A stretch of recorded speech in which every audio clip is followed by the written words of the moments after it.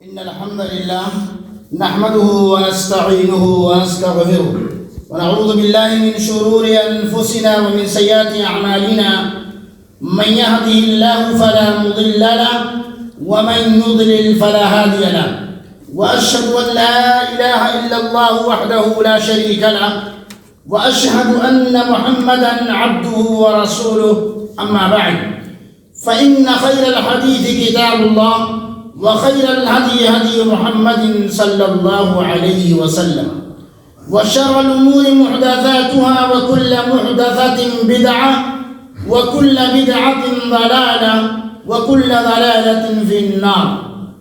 أعوذ بالله من الشيطان الرجيم. بسم الله الرحمن الرحيم. واعتصموا بحبل الله جميعا ولا تفرقوا. محترم سامعین کرام، حاضرین جمعہ، آج بتاریخ 11 جمادی الاولیٰ 1443 ہجری مطابق 17 دسمبر سن 2021 عیسوی کے اس خطبہ جمعہ میں میرا عنوان ہے ان کی کتابوں سے آئینہ جو دکھایا تو برا مان گئے. میرا عنوان ہے ان کی کتابوں سے آئینہ جو دکھایا تو برا مان گئے. اولاً تمام تعریف صلی اللہ رب العالمین کے لیے لائق زیبا ہے جو ساری کائنات کا خالق، مالک، مربی، پالنہار ہے، جس نے ہمیں اس فانی دنیا کے اندر پیدا فرمایا اور انگنت نعمتوں سے نوازا. درود و سلام نازل ہو تمام انبیاء کرام پر اور خصوصیت کے ساتھ ہمارے آخری نبی مدنی تاجدار جناب محمد رسول اللہ صلی اللہ علیہ وسلم پر. میرے بھائیوں، قرآن کریم کی سورہ آل عمران کی آیت میں نے تلاوت فرمائی ہے. اس میں اللہ رب العالمین فرماتے ہیں وَاعْتَصِمُوا بِحَبْلِ اللَّهِ جَمِيعًا وَلَا تَفَرَّقُوا، اور اللہ کی رسی کو سب مل کر مضبوطی سے تھامے رکھو اور آپس میں پھوٹ نہ ڈالو، آپس میں تفرقہ نہ کرو. میرے بھائیوں، اسلام کی فطرت میں قدرت نے لچک دی ہے. اسلام کی فطرت میں قدرت نے لچک دی ہے. اتنا ہی یہ ابھرے گا جتنا کہ دباؤ گے. دنیا کے اندر بے شمار دینی و مذہبی فرقے، جماعتیں اور تنظیمیں ہیں. انہی میں سے ایک تنظیم، ایک جماعت تبلیغی جماعت کے نام سے موجود ہے، جو نسبت میں امام ابو حنیفہ رحمہ اللہ کے مقلد اور عقیدہ میں ماتریدی ہیں. اسے مولانا محمد الیاس کاندھلوی نے سن 1926 عیسوی میں بھارتی صوبے ہریانہ کے میوات قصبے میں اس کی بنیاد رکھی اور اس کو قائم کیا. دیوبندی مکتب فکر سے تعلق رکھنے والی یہ جماعت اس وقت دنیا کے 180 سے زائد ملکوں میں سرگرم عمل ہے اور تقریباً 40 کروڑ افراد اس سے وابستہ ہیں کم و بیش. اس کا مرکز نئی دہلی کی بستی حضرت نظام الدین میں موجود ہے. ان کے اہم عقائد قرآن و سنت سے متصادم ہیں، جبکہ بہت سارے امور میں ان کے عقائد معتزلہ اور مرجئیہ سے ملتے جلتے ہیں. یہ لوگ قرآن سے دور رہتے اور قرآن کی تفہیم سے لوگوں کو دور رکھنے کی کوشش کرتے ہیں. ان کے نزدیک قرآن کو ضرور پڑھنا چاہیے، لیکن اس کو سمجھنا یا سمجھانا عالموں کا کام ہے، عام آدمی کے بس کا نہیں. جبکہ قرآن مجید کے لحاظ سے یہ بات بالکل بے بنیاد اور غلط ہے. دعوت دین کے لیے چلا کرنا ان کا مشن ہے، جسے نہ انبیاء اور نہ صحابہ نے انجام دیا. تبلیغی جماعت والے قرآن سے زیادہ فضائل اعمال نامی کتاب کو ترجیح دیتے ہیں. وہ اپنے زیر اثر مساجد میں خواتین کو آنے کی اجازت نہیں دیتے. وہ سمجھتے ہیں کہ عورتوں کے آنے سے مسجد نعوذ باللہ ناپاک ہو جاتی ہے.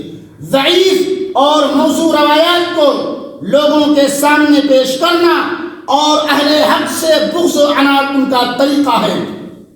اس جماعت کا اسلام سے متعلق نقطۂ نظر بالکل غیر عملی ہے۔ وہ سمجھتے ہیں کہ دین صرف مسجد تک محدود ہے۔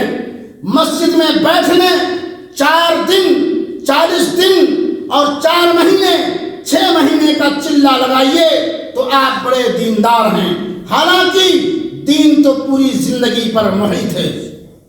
خوش بختی یہ ہے کہ آج بلاد توحید کے باعث حکام، مملکت سعودی عرب کے باعزت حکام اور اس کے موقر علماء اعظام نے انہیں حق کی طرف دعوت دی اور انہیں ان کی کتاب کی طرف رجوع کرنے اور اس کے عقیدے کو دوبارہ نظر ثانی کرنے کی دعوت دی، قرآن و سنت کی طرف بلانے کی دعوت دی، قرآن و حدیث کی دعوت انہیں دی تو بلبلانے لگے، کیونکہ حق سخت اور کڑوا ہوتا ہے۔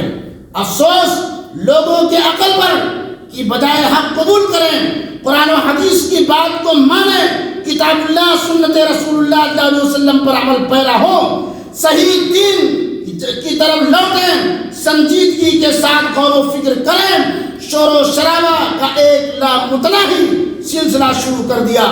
لیکن یاد رکھنا چاہیے کہ الہی تو بلاد توحید، بلاد حرمین کے حکام اور اس کے باشندگان کی حفاظت فرما اور انہیں دین کی نشر و اشاعت نیز ملت اسلامیہ کے جملہ منصوبین کو صحیح راستے پر چلنے کی توفیق عطا فرما۔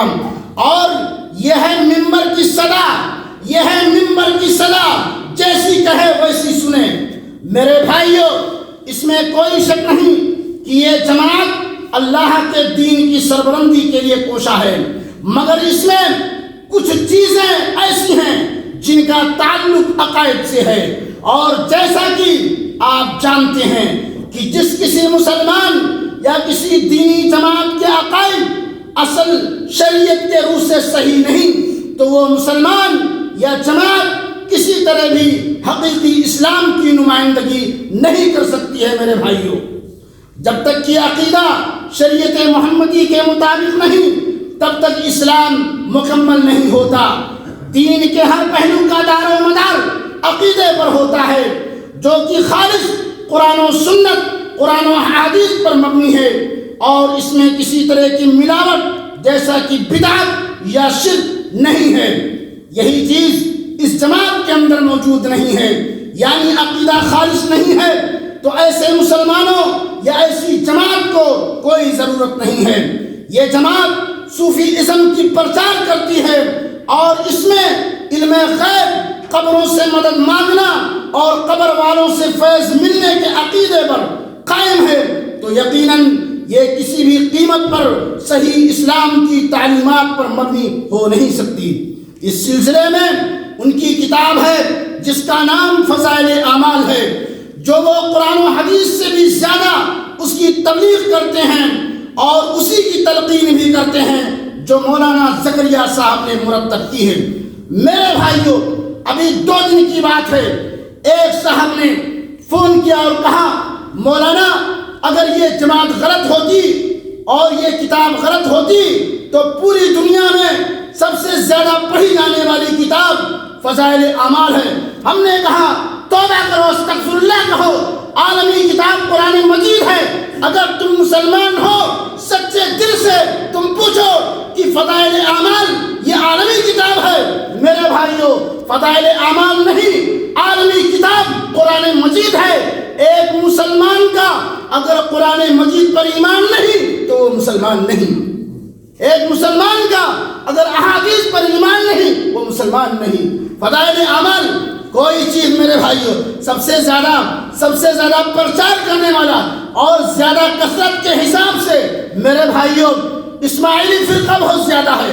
اگر آپ یہ کہتے ہیں کہ یہ فرقہ، یہ جماعت پوری دنیا میں پھیلی ہوئی ہے اور کوئی نقطہ نہیں ہے، اس سے کہیں زیادہ یہ تو 1926 کی پیداوار ہے، اس سے پرانی جماعتیں اسماعیلی ہے، ماتریدی ہے، شیعہ ہے، یہ سارے فرقے ہیں میرے بھائیوں، یہ تو بہت پہلے سے ہیں، بہت پرانے ہیں میرے بھائیوں، انہیں اختیار کر لو۔ اگر آپ کو بہت برا لگتا ہے تو میرے بھائیوں انہیں آئینہ دکھایا گیا ہے ان کی کتابوں سے۔ فضائل اعمال کے اندر جو واقعات ہیں میرے بھائیوں ابھی ہم آپ کے سامنے بتائیں گے، انہی کی کتابوں سے یہ ساری چیزیں موجود ہیں۔ میرے بھائیوں اس سلسلے میں اور دیکھیں، مگر حیرت کی بات یہ ہے کہ مولانا زکریا صاحب جنہوں نے فضائل اعمال اور اجتماعات کو مرتب کیا، دماغی حالات ان کی خراب تھی، تب جا کے انہوں نے یہ کتاب تحریر کی فضائل اعمال۔ اب آپ بتائیں کہ ایک شخص جس کا دماغی حالت ٹھیک نہیں ہو، اس کی لکھی ہوئی تحریر پر بلا شک و شبہ ایمان لانا اور اس کی تبلیغ کرنا کس طرح جائز ہو سکتا ہے؟ شاید یہی وجہ ہے کہ اس کتاب میں قرآن و حدیث کے خلاف بے شمار قصے، من گھڑت کہانیاں اور بے بنیاد باتیں موجود ہیں، اور مصنف کے اپنے موقف سے بہت زیادہ تضاد پایا جاتا ہے۔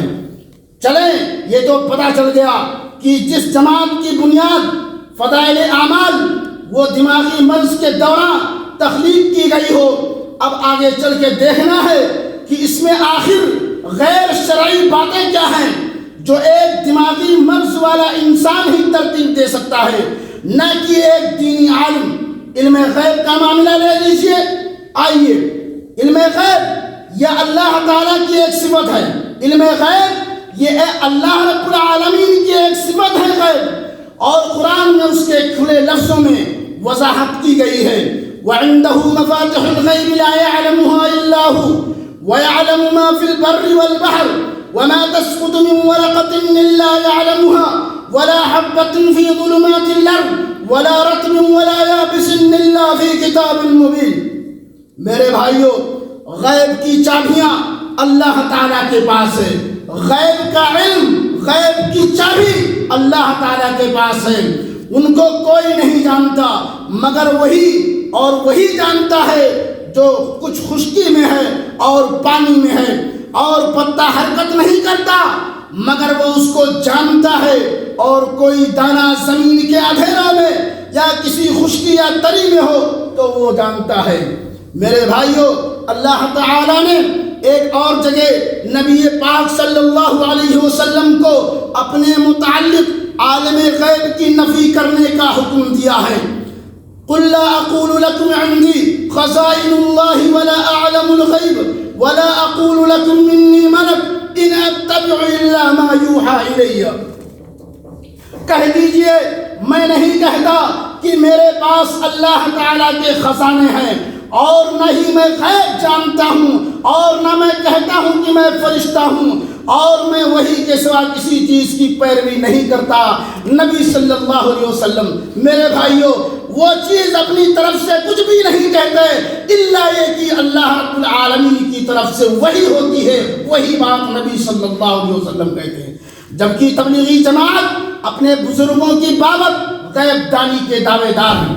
تبلیغی جماعت کے لوگ اپنے بزرگوں، اپنے پیروں کے بابت غیب دانی کا دعوے دار ہیں۔ ہمارے بزرگ غیب جانتے ہیں، ہمارے نیک اور صالح بزرگ۔ دیکھیے، جو لوگ اہل کشف ہوتے ہیں ان کو گناہوں کا زائل ہو جانا محسوس ہو جاتا ہے۔ جیسے امام اعظم رحمۃ اللہ علیہ کا قصہ مشہور ہے کہ وہ وضو کا پانی گرتے ہوئے یہ محسوس فرما لیتے تھے کہ کون سا گناہ اس میں دھل گیا۔ آپ دیکھیں، پانی گرتے ہی محسوس کر لیتے تھے کہ اس وضو کے پانی سے ہمارا کون سا گناہ دھل گیا۔ ہمارے نبی صلی اللہ علیہ وسلم کو تو یہ بات کا علم نہ ہوا، اور ان کے بزرگوں کو علم ہو گیا۔ میرے بھائیوں، فضائل اعمال دیکھیے، رحمانیہ صفحہ نمبر 303، فیضی 304، قدیمی 208 میں دیکھیے۔ امام ابو حنیفہ کو یہ بھی معلوم ہو جاتا تھا کہ کبیرہ گناہ ہے یا صغیرہ، مکروہ فعل ہے یا خلاف اولا۔ ایک دفعہ کوفہ کی جامع مسجد میں وضو خانے میں تشریف فرما تھے۔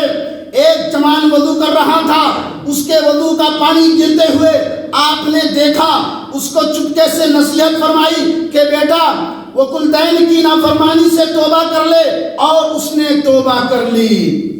دیکھیں آپ نے، اس وضو سے پانی سے کون سا گناہ جھڑا، نصیحت کی اور توبہ کر لی۔ اور آگے چلیے، ایک اور شخص کو دیکھا تو اس کو نصیحت فرمائی کہ بھائی زنا نہ کیا کر، بہت بڑا عیب ہے، اس وقت اس نے بھی توبہ کر لی۔ نمبر 4 دیکھیے، ایک اور شخص کو دیکھا، شراب خوری اور لہو لعب کا پانی گر رہا تھا، اس کو بھی نصیحت فرمائی تو اس نے بھی توبہ کر لی۔ الغرض اس کے بعد امام صاحب نے اللہ تعالیٰ سے دعا کی، اے اللہ تعالیٰ اس چیز کو مجھ سے دور فرما دے کہ میں لوگوں کی برائیوں سے آگاہ ہونا نہیں چاہتا۔ امام صاحب نے دعا فرمائی کہ اے اللہ مجھ کو اس چیز سے دور کر دے کہ میں لوگوں کی برائیوں سے، مجھے لوگوں کی برائی معلوم نہ ہو۔ اللہ تعالیٰ نے دعا قبول فرمائی اور یہ چیز ظاہر ہو گئی۔ فضائل اعمال رحمانیہ صفحہ نمبر 648 فیض 560 قدیمی 466 میں غور فرمائیے۔ امام صاحب جھڑتے ہوئے گناہ کو دیکھ کر لوگوں کو نصیحت فرماتے اور لوگ اپنی اصلاح کر لیتے۔ یہ ایک نفع بخش کام تھا جسے جاری رہنا چاہیے تھا، مگر امام صاحب نے اس کو پسند نہیں فرمایا۔ میرے بھائیوں، جب برائی لوگوں کی ختم ہو رہی تھی تو آپ نے کیوں دعا اللہ تعالیٰ سے مانگ کر کے اس کو ختم کروا دی؟ جڑتے گناہ کو دیکھنا یہ امام صاحب پر اللہ تعالیٰ کی طرف سے انعام بھی تھا۔ نمبر 3، مگر امام صاحب نے کفران نعمت کرتے ہوئے اللہ تعالیٰ سے کہہ دیا کہ یہ اپنی نعمت واپس لے لے، مجھے اس کی ضرورت نہیں۔ اللہ تعالیٰ سے کہہ دیا اے اللہ یہ نعمت واپس لے لے، مجھے اس کی ضرورت نہیں۔ یہ کتنی بڑی گستاخی ہے، خود سوچ لیں۔ نمبر 4، اب لوگوں کی اصلاح کا یہ سلسلہ نعمت کے واپس ہوتے ہی ختم ہو گیا۔ اللہ تعالیٰ کے انبیاء اور صلحاء کی یہ صفت تو نہ تھی، وہ اللہ تعالیٰ کے انعامات کا شکر ادا کرتے، جس کی وجہ سے اللہ تعالیٰ اور زیادہ انعامات عطا فرماتا۔ اور یہ اللہ تعالیٰ کا وعدہ بھی ہے کہ لَئِن شَكَرْتُمْ لَأَزِيدَنَّكُمْ وَلَئِن كَفَرْتُمْ إِنَّ عَذَابِي لَشَدِيدٌ۔ اگر اللہ کی دی ہوئی نعمت کی شکریہ ادا کرو تو اللہ مزید دے گا، لیکن نہ شکری کرو گے تو اللہ کی پکڑ بڑی زبردست ہے۔ میرے بھائیوں، اگر نعمت مل رہی تھی تو آپ نے لوٹایا کیوں؟ آپ نے منع کیوں کیا؟ میرے بھائیوں، اگر تم شکر کرو گے تو میں تمہیں زیادہ دوں گا، اور اگر کفر کرو گے تو میرا عذاب سخت ہے۔ میرے بھائیوں سوچئے۔ نمبر 5، جھڑتے گناہ دیکھ لینا۔ اگر یہ نعمت تھی تو واپس کیوں کی؟ جھڑتے ہوئے گناہ کو دیکھ لیا تو یہ نعمت تھی، واپس کیوں کیا؟ اور اگر لوگوں کی اصلاح ہو رہی تھی تو چھوڑی کیوں؟ اور اگر یہ نعمت نہیں تھی تو پھر اس کو کرامت بنا کر فضائل اعمال میں کیوں لکھ دیا گیا؟ حقیقت یہ ہے کہ یہ بات بالکل غلط ہے، اور اس کا اس لحاظ سے بھی غلط ہے کہ یہ اعزاز کسی صحابی کو نہیں ملا، اور نہ کسی نبی پاک اور نہ نبی صلی اللہ علیہ وسلم کو کسی کے جھڑتے گناہ نظر آئے۔ اللہ کے نبی کو بھی جو ہے کسی کے جھڑتے ہوئے گناہ نظر نہیں آئے۔ یہ کہاں سے آ گئے بھائی ولی اللہ؟ کہاں سے اتر گئے آئے؟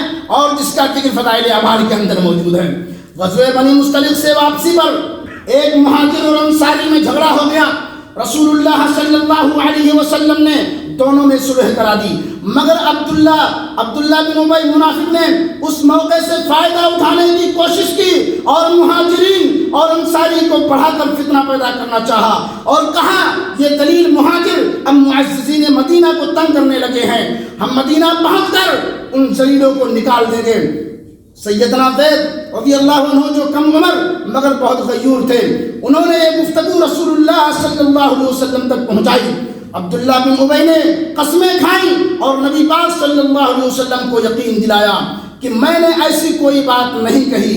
بعد صحابہ رضی اللہ عنہ نے اس کی قسموں کی وجہ سے کہا کہ زید کم عمر ہے، ہو سکے بات کو صحیح نہ مانے، سمجھ نہ سکا ہو۔ رسول اللہ صلی اللہ علیہ وسلم خاموش ہو گئے۔ سیدنا زید بن ارقم پریشان تھے کہ سچا ہونے کے باوجود صحابہ کرام رضی اللہ عنہ رسول اللہ صلی اللہ علیہ وسلم کی نگاہ میں میری حیثیت خراب ہو گئی ہے۔ اللہ تعالیٰ نے آیات نازل فرما کر سیدنا زید بن ارقم رضی اللہ عنہ کی سچائی اور عبداللہ بن ابی کے جھوٹے ہونے کا اعلان کر دیا، اور قرآن کریم کے اندر آیت اتاری۔ میرے بھائیوں، یہ سورۃ منافقون کی آیت نمبر 8 ہے، اور اس کی تفسیر میرے بھائیوں کتب احادیث کے اندر موجود ہے۔ عبداللہ بن ابی اور سیدنا زید بن ارقم رضی اللہ عنہ بھی نبی پاک صلی اللہ علیہ وسلم کے سامنے وضو کرتے رہے۔ ان میں سے ایک سچا تھا اور دوسرا جھوٹا منافق تھا۔ مگر رسول اللہ صلی اللہ علیہ وسلم کو ان میں سے کسی کے وضو سے کوئی چیز نظر نہیں آئی، ان میں سے وضو سے کوئی چیز نظر نہیں آئی، مگر فضائل اعمال میں یہ مقام امام ابو حنیفہ رحمہ اللہ کو دے دیا گیا، رحمۃ اللہ علیہ کو دے دیا گیا۔ فضائل اعمال میں ایک اور خلاف واقعہ حقیقت، صوفیہ کو بھی اکثر یہ چیزیں مجاہدوں مشقت کی عبادتوں کی کثرت سے حاصل ہو جاتی ہے، جس کی وجہ سے وہ جمادات حیوانات کی تصویر، ان کا کلام اور ان کی گفتگو بھی سمجھ لیتے تھے۔ محققین مشائخ کے نزدیک چونکہ یہ چیز دلیل و کمال ہے، یہ چیز نہ دلیل ہے نہ کمال ہے نہ موجب قرب ہے، جو بھی اس قسم کے مجاہدے کرتا ہے وہ حاصل کر لیتا ہے، خواہ اے اللہ تعالیٰ، خواہ اسے اللہ تعالیٰ کا قرب حاصل ہو یا نہ ہو۔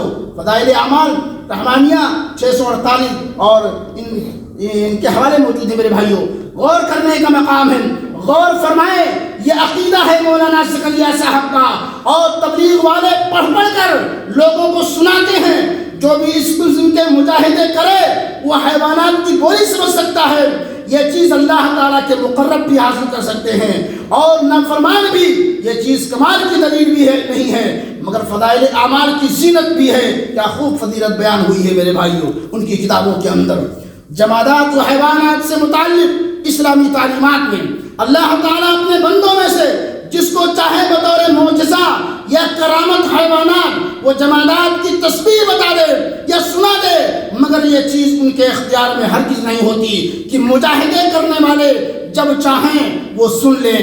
میرے بھائیوں، آپ خود فیصلہ کریں کہ کیا صوفیہ صحابہ کرام رضی اللہ عنہم اور رسول اللہ صلی اللہ علیہ وسلم سے زیادہ مجاہدے کرتے ہیں کہ یہ صوفی تو جمادات کی بولی سمجھ سکیں، اور صحابہ رضی اللہ عنہم جن کی ساری زندگیاں میدان جہاد میں گزری وہ جمادات کی بولی نہ سمجھ سکے؟ بتائیے تبلیغی بھائیوں کے نزدیک فضیلت کس کی ثابت ہوئی، صوفیہ کی یا رسول اللہ صلی اللہ علیہ وسلم کی؟ اور صوفیہ کی میرے بھائیوں یہ ہے فضائل اعمال کی کہانیاں، یہ ہیں قصے میرے بھائیوں۔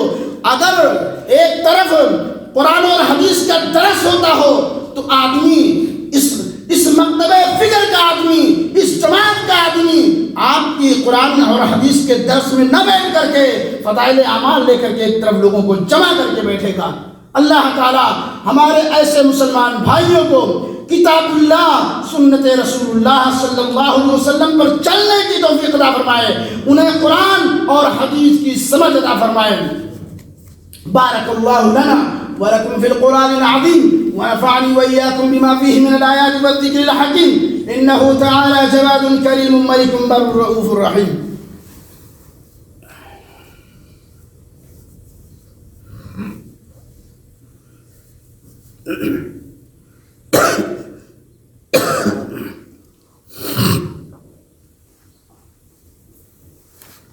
الحمد لله على إحسانه والشكر له على توفيقه وامتنانه وأشهد أن لا إله إلا الله وحده لا شريك له تعظيما لشانه وأشهد أن محمدا عبده ورسوله أما بعد۔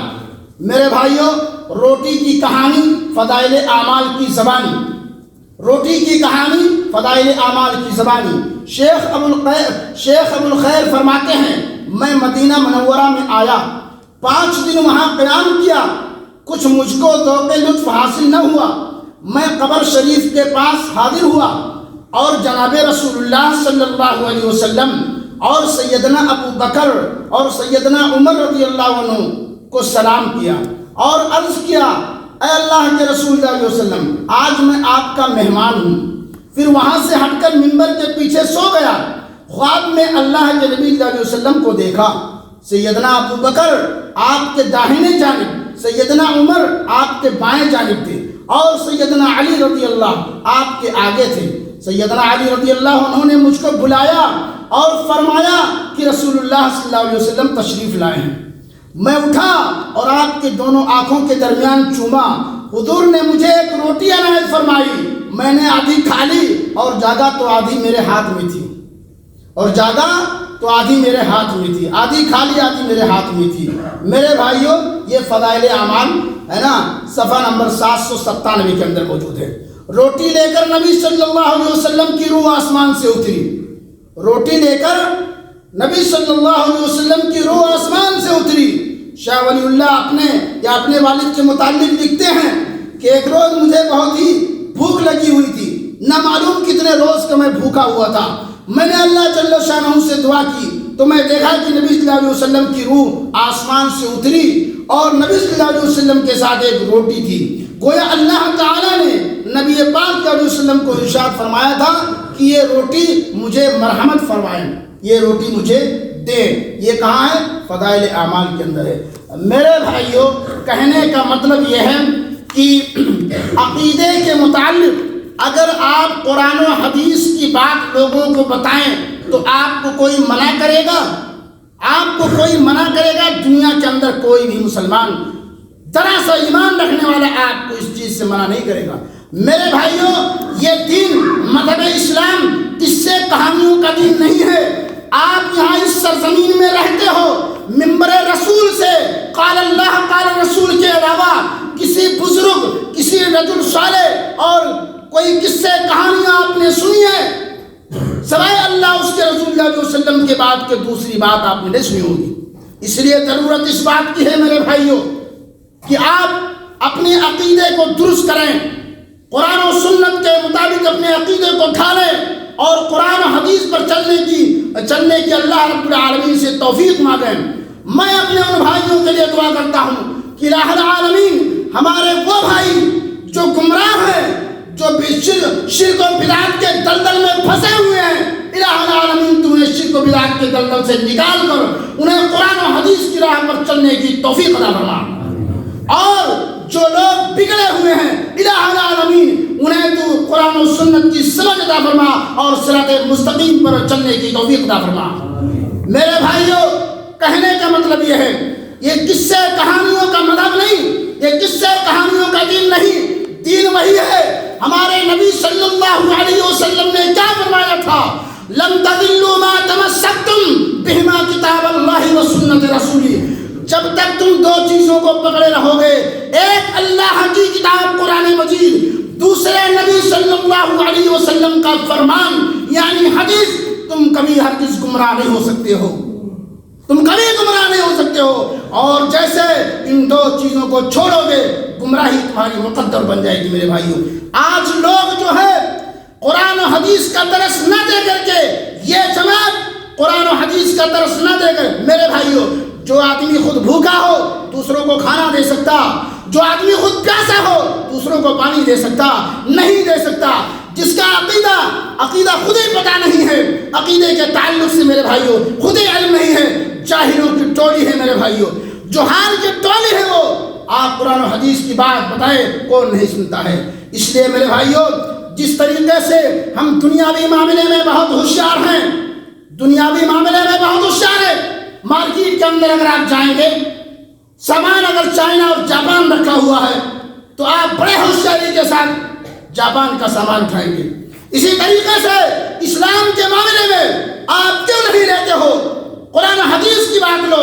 اللہ کے نبی صلی اللہ علیہ وسلم نے فرمایا من عمل عملا لیس علیہ امرنا فہو رد، وہ عمل جو نبی صلی اللہ علیہ وسلم کے طریقے کے مطابق نہیں ہے وہ مردود ہے۔ اگر کوئی عمل کرتا ہے اس پر غیر مقبول ہے وہ عمل۔ اسی لیے نبی صلی اللہ علیہ وسلم نے جو بات بتائی ہے، حدیث کے اندر جو چیز موجود ہے، اللہ کے نبی کا ختم موجود ہے، اس چیز پر آپ اسے اپنائیے اور عمل کر کے اپنے پیشانی کا جھومر بنائیے، اور اگر نبی کی بات نہیں ہے اسے دیوار پہ ماریے، جوتے کی نوک پہ رکھ کے دیوار پہ ماریے۔ نبی سے بڑھ کر کے کوئی ولی نہیں ہو سکتا ہے، نبی صلی اللہ علیہ وسلم سے بڑھ کر کے کوئی بزرگ نہیں ہو سکتا، اس دنیا میں پیدا ہی نہیں ہوا ہے۔ اللہ تعالی ہم تمام مسلمانوں کو صحیح راستے پر چلنے کی توفیق عطا فرما، اور جو بدعت و شرک ہیں اللہ رب العالمین انہیں بدعت و شرک سے نکال کر صراط مستقیم پر چلنے کی توفیق عطا فرما۔